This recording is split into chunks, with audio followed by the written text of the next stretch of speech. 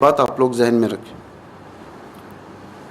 قاسم کا بدن کا اساسینیشن قاتل یزیدیت نے اس دور میں ایک ہی بار کیا، لیکن قاسم کا کیریکٹر اساسینیشن خود چاہنے والوں سے ہر سال ہوتا ہے.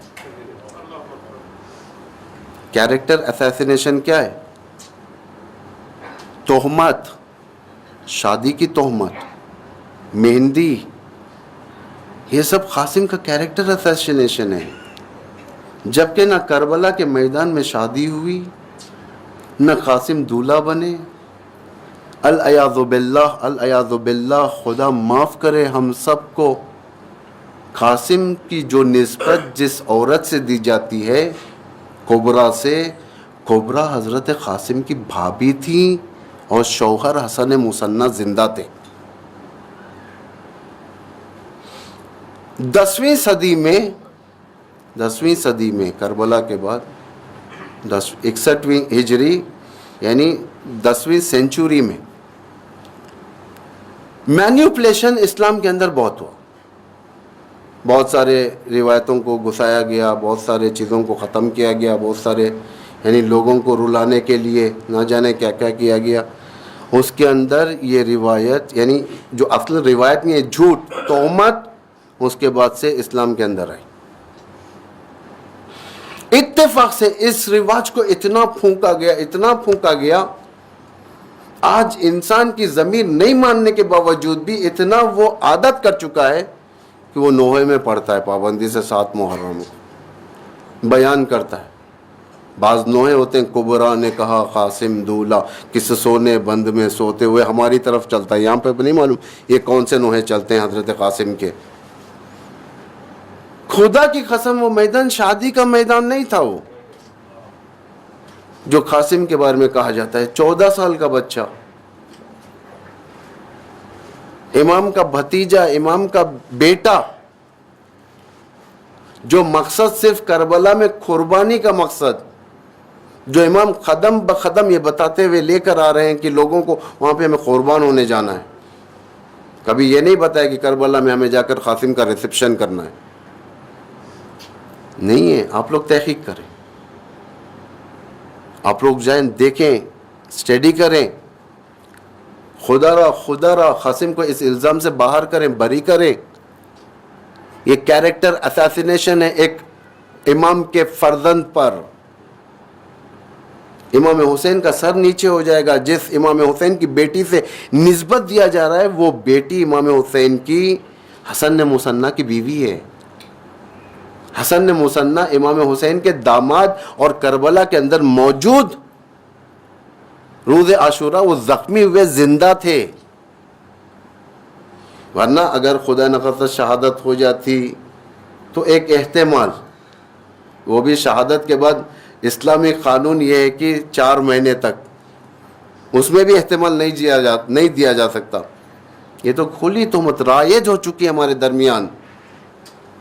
یہ جب تک ہم منہ نہیں کھولیں گے، یوتھس کو نہیں بتائیں گے، جوانوں کو نہیں بتائیں گے، ایجوکیٹڈ لوگوں کو نہیں بتائیں گے، انٹلیکچوئلز اگر خدا نخواستہ خاموش رہیں گے، علماء خاموش رہیں گے، کل کے دن امام حسین، امام زمان، حضرت زہرا، امام حسن سب دامن پکڑیں گے، کہیں گے تو ہمارے خاندان پر خدا نخواستہ غلط رشتے کا الزام لگایا.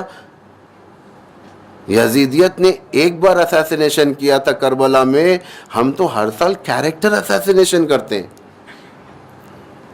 جوان، میں نے سنا کہ آج کوئی ذاکرہ جو لیڈی، محترم لیڈی یہاں پر جو پڑھتی ہیں صبح میں، انہوں نے اس رسم و رواج کو ڈینائی کیا باقاعدہ، یعنی کنڈم کیا ہے.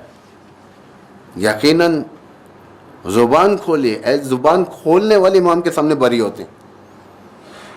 محشر میں جس وقت پیش کیے جائیں گے ہم لوگ، خدا پوچھے گا تو نے وہ کیوں نہیں بیان کیا جو الزام لگ رہا تھا. ہم کہیں گے لوگوں کے ڈر سے. خدا کہے گا تجھے لوگوں کا ڈر تھا، میرا ڈر نہیں تھا. امام زمان کل کے دن سوال کریں گے تو ہم کیا جواب دیں گے؟ اور یہ جو جتنے مصائب ہیں، قاسم کی شادی وغیرہ، یہ سب لیٹسٹ مصائب ہیں, بنائے ہوئے مصائب ہیں. یہ کتنے سال پہلے بنے, زیادہ عرصہ نہیں گزرا. ایک عزاداری کی تاریخ اگر آپ دیکھیں گے, جس عزاداری کی تاریخ میں بعض ایسے مصائب جو مینیپولیٹڈ, جو شمال ایران میں بنتے تھے اور اس کے بعد وہاں سے ایکسپورٹ ہوتے تھے عراق کے اندر پڑھا جاتا تھا. اس دور میں آج کی دور کی طرف فکر نہیں تھی, لوگ کتاب لے کر ممبر پر بیٹھ کر مصائب سناتے تھے. اس میں کیا لکھا ہے کیا نہیں لکھا ہے کسی کو کچھ نہیں معلوم, اور اس کتاب کو حجت بنایا جاتا تھا.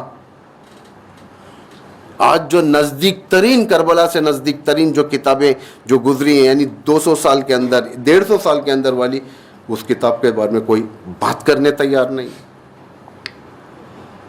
اس سے زیادہ نہیں بولوں گا میں, لیکن درود ہو اس لیڈی پر, اس محترمہ پر جو یہاں پر عورتوں کے اندر بیان کی, کیونکہ عورتوں میں زیادہ رسم ہے یہ مہندی کا. کہاں سے ہے مہندی کربلا میں؟ پانی کہاں سے آیا مہندی بنانے کے لیے؟ مہندی صرف پتے تو نہیں لگڑے جاتے, مہندی کی خصوصیت یہ کہ جتنا آپ گھسیں گے اتنا ہی مہندی. اور عرب میں دامادوں کے لیے مہندی کا رواج کہاں پر ہے؟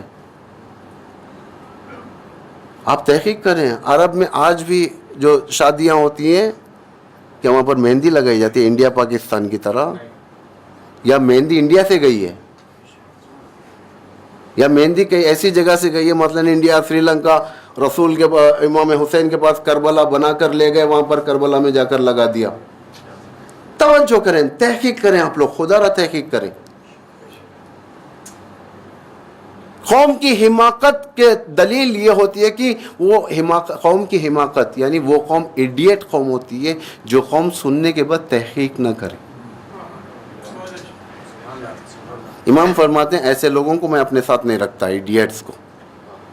ہم کہتے ہیں ہم دیوانے اہل بیت کے, ہم جو چاہے کریں گے, ہم اماموں کے دیوانے, مر مٹیں گے, فلاں کریں گے. دیوان ہیں, اشعار بھی ہیں, ہم علی کے دیوانے, یا کہیں پر دیوانے. اماموں کو دیوانوں کی ضرورت نہیں ہے, انٹلیکچوئلز کی ضرورت ہے. نعرہ حیدری, دشمنان اہل بیت پر انٹلیکچوئلز چاہیے امام کو. دین میں فقیہ ہونا چاہیے انسان. فقیہ سے مراد مجتہد نہیں ہے, کم از کم دین آموزی ہونی چاہیے ہمارے پاس. اتنا تو ہمارا لاجیکل مینرز ہے کہ ہم دیکھیں آیا بات صحیح ہے یا نہیں ہے. اگر کوئی بات سنا دی جاتی ہے تو انسان تحقیق کرتا ہے یہ بات صحیح ہے یا نہیں ہے, یا ہم ایسے ہی کسٹمز کی طور پر چلاتے ہوئے جا رہے ہیں کربلا کو. یہ روایتیں انقلاب کربلا کے اوپر ایک دھبا ہے.